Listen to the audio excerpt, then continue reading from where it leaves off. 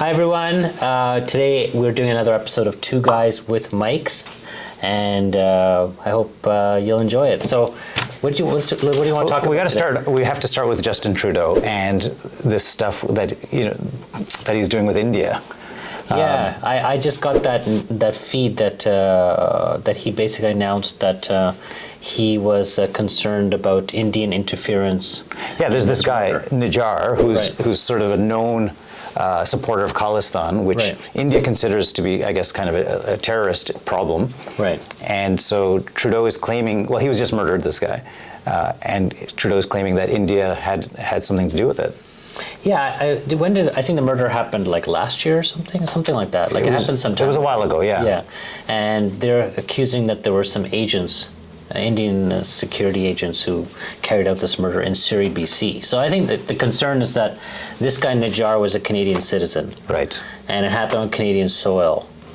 And so apparently Nazar had gone to the RCMP because he had been receiving death threats, and so there was stuff going on. For sure. They had warned him that there was a risk of on his life. But I guess the thing is that, I mean, for Trudeau to take such a big action, again, India is still a very powerful country, and Canada's relatively small in that way. For them to pick a fight against India is kind of interesting. I mean, he did do that against China as well, so I have to give him credit for sticking up for that. But I think this is more about the strength of the Sikh community in Canada.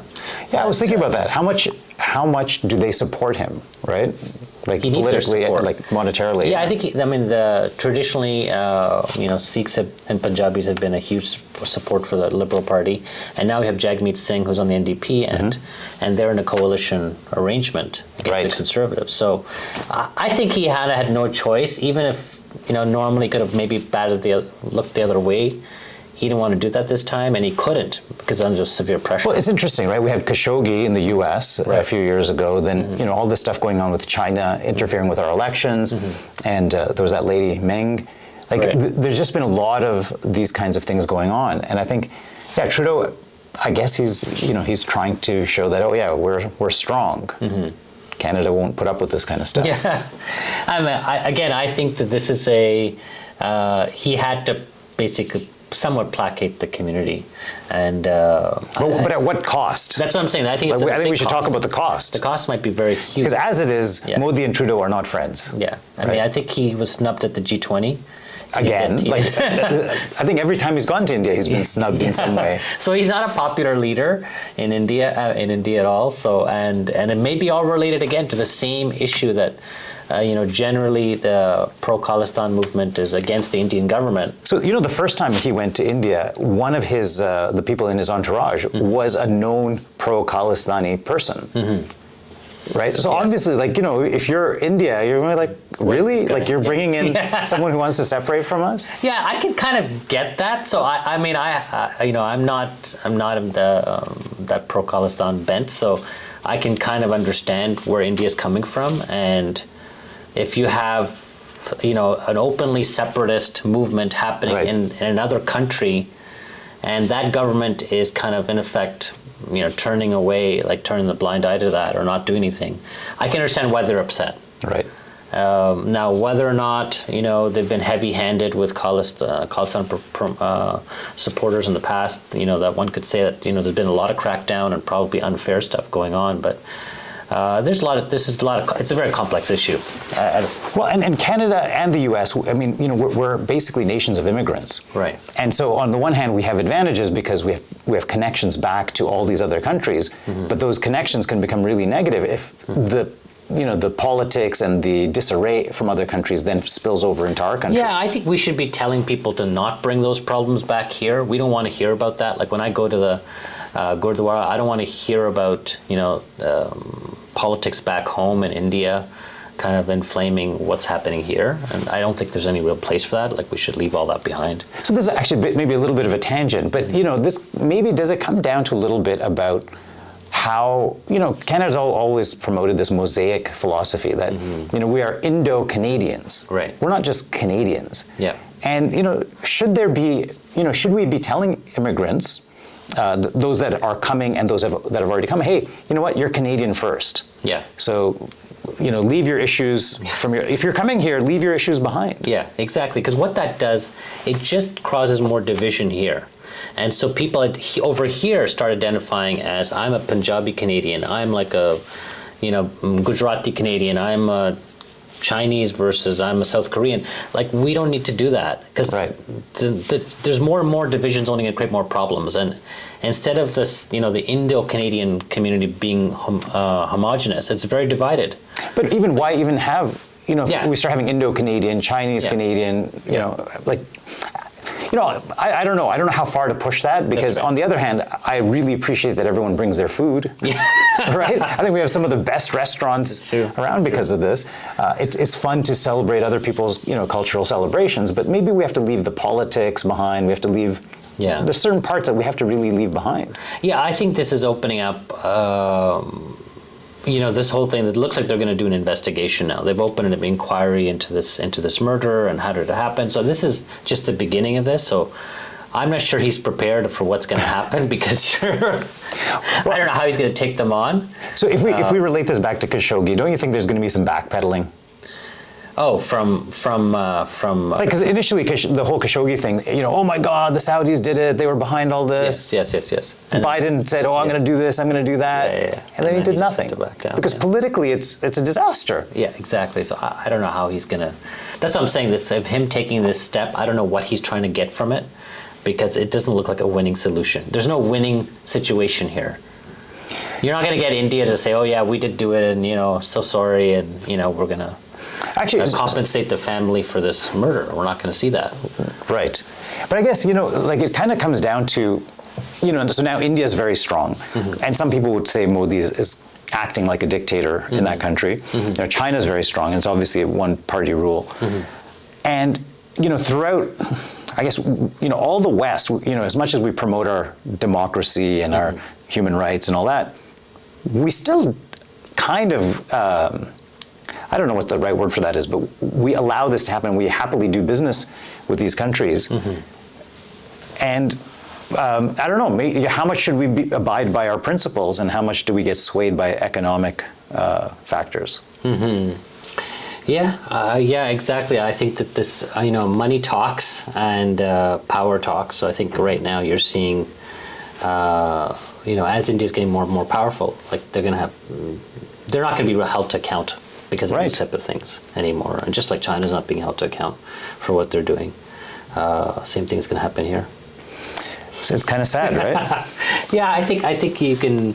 We can start talking. I think we're going to talk a little bit about human, like our values and how we expect other countries to kind of take on our values. And like, let's say, for example, China, they've always thought that.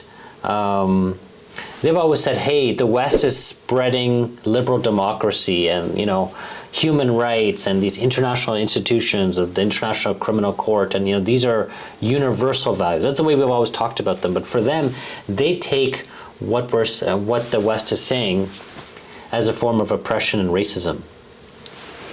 Yeah, so, and instead they believe that, there are more important values such as food security, and state power, the ability for state to have control over what's going on is more important than individual rights. Yeah, that's a tough one, right? It's really hard to, and I think it's important to see where they're coming from, because we believe our cultural values are the correct ones, and that they will always be these values for the rest of eternity. But we know that's not true.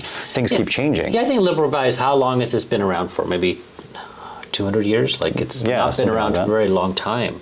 And what it looks like we have basically 2 or 3 different blocks. Like, we have the whole Chinese block and what they're trying to push, and then we have Russian, like what's going on with Russia and how they believe the world should be run, and then we have everybody else, which I think is really fall under the Western democracies. Like, maybe Africa's a little different. The number of coups happening in Africa. That's right. We did talk about that. Yeah. So I think that we're going to have this kind of we can't think that there's a universal thing like anymore. There's no, like you said before, we live in a multipolar world now, so we got to accept that there's a multipolar universal value system. And maybe that's good, right? Because even though we think our values are the best, maybe they're not. You know, I think you need diversity for this kind of thing to challenge each other. You know, I would say like in some ways I understand. Like you know, in our current system, we prioritize the needs of the one often over the needs of the many. Yeah. Whereas I think China's kind of like, well, look, we got to make sure everyone eats. Yeah, yeah. It's kind of hard to argue with that, right? Yeah. Everyone should eat. You know, in our value system, we have so many people that are, you know, like poor. They can't afford to eat. They can't afford health care. Yeah. I'm including the U.S. in that, obviously. So.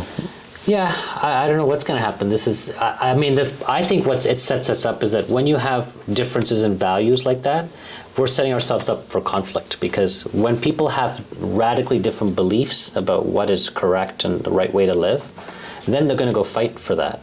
So I think it's actually setting us up for a big problem, and the underlying reason why we're probably going to enter into a conflict with China is because we have very different values about how the world should be run.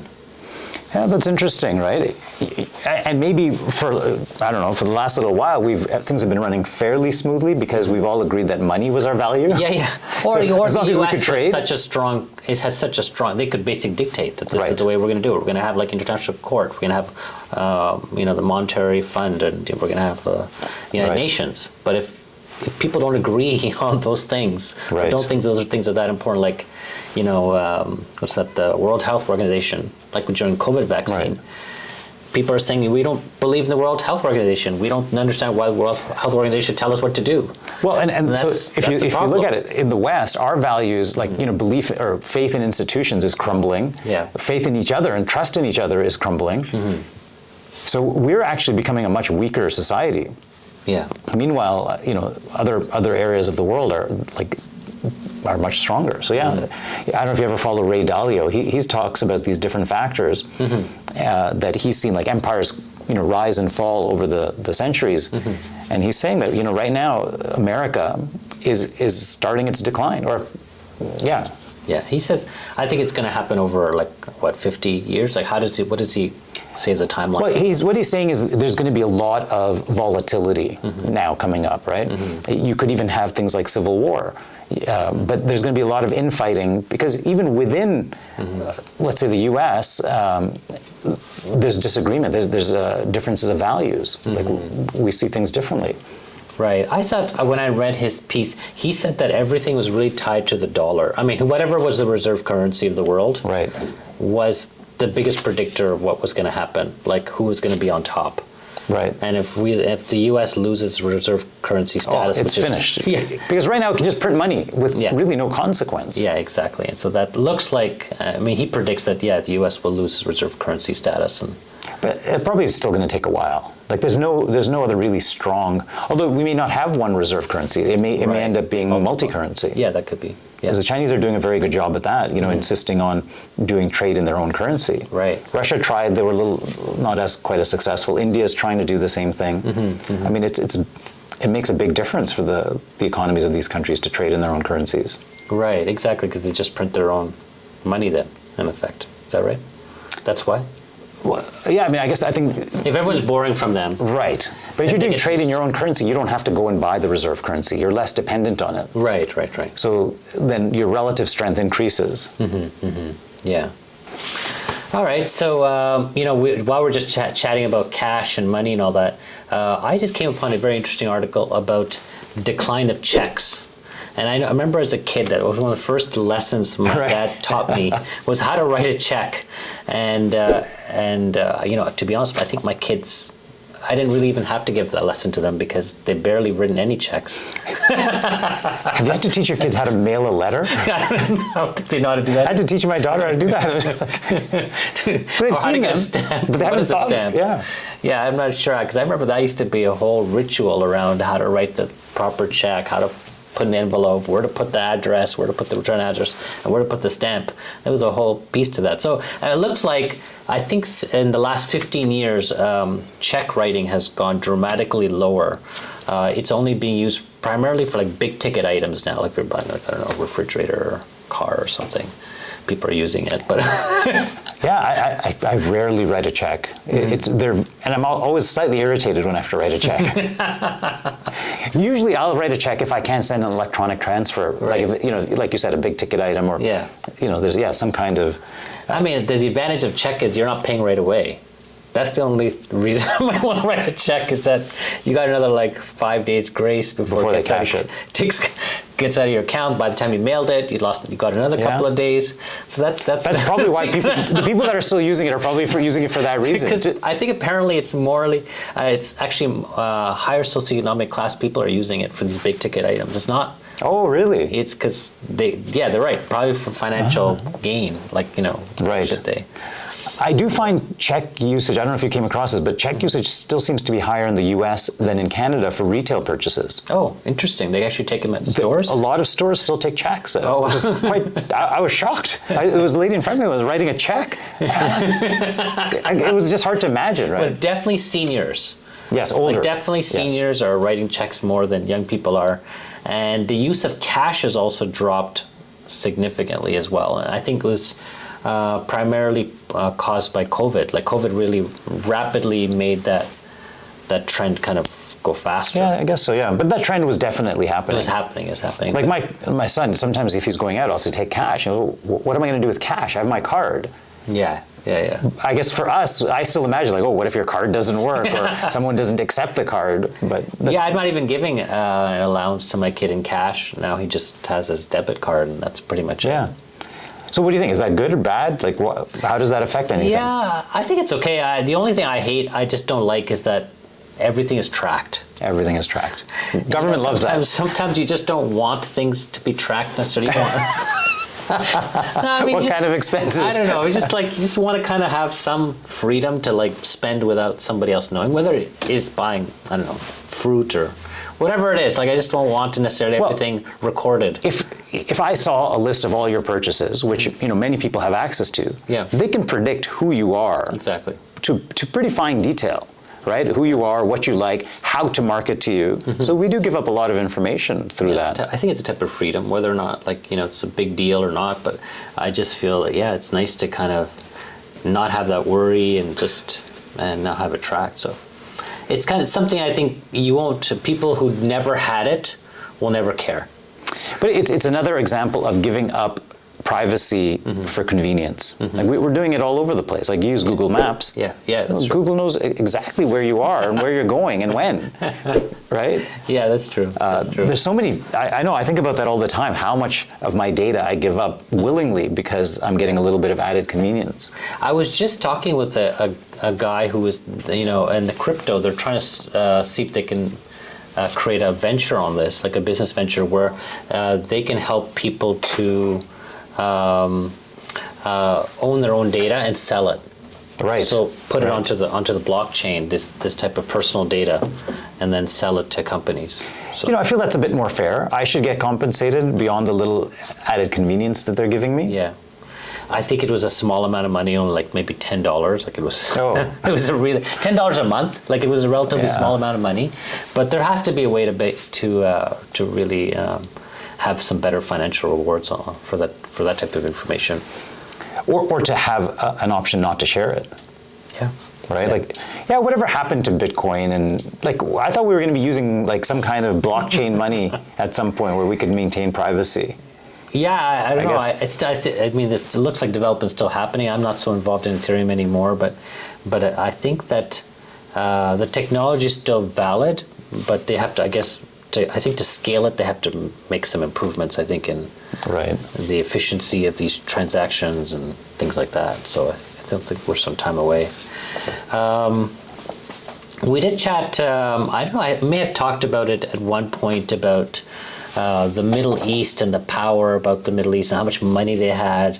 And I came upon this article where they talked about how much investment they're making in sport. And here's some of the stats on this. $480 million spent in 1 year signing players in pro soccer and their pro football league. $10 billion spent across 6 sports, including soccer, tennis, and golf.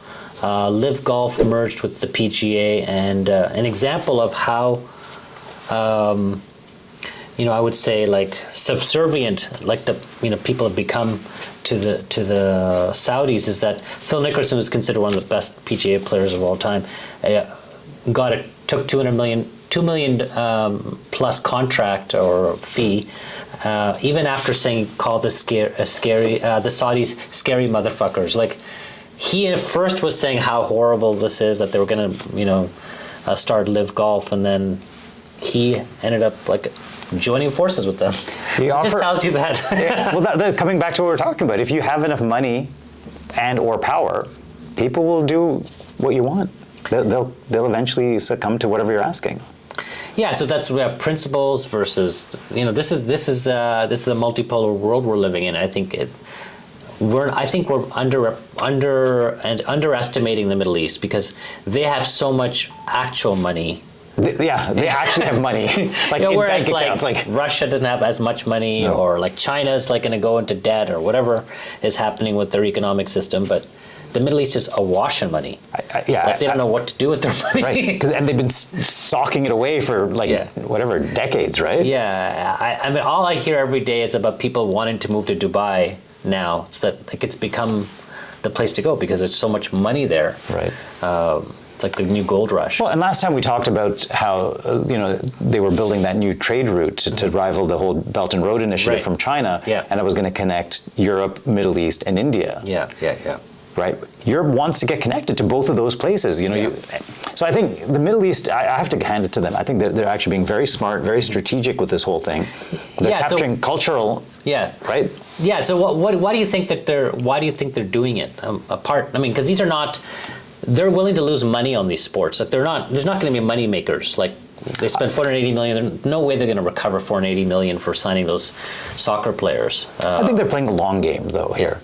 If you can get, because a lot of these sports are, I guess they're really out of Europe and out of the U.S., right? Mm-hmm. But if you can sort of shift that location towards where they are, eventually, like if people start accepting that, the Middle East, has these great soccer teams that play in the World Cup or whatever.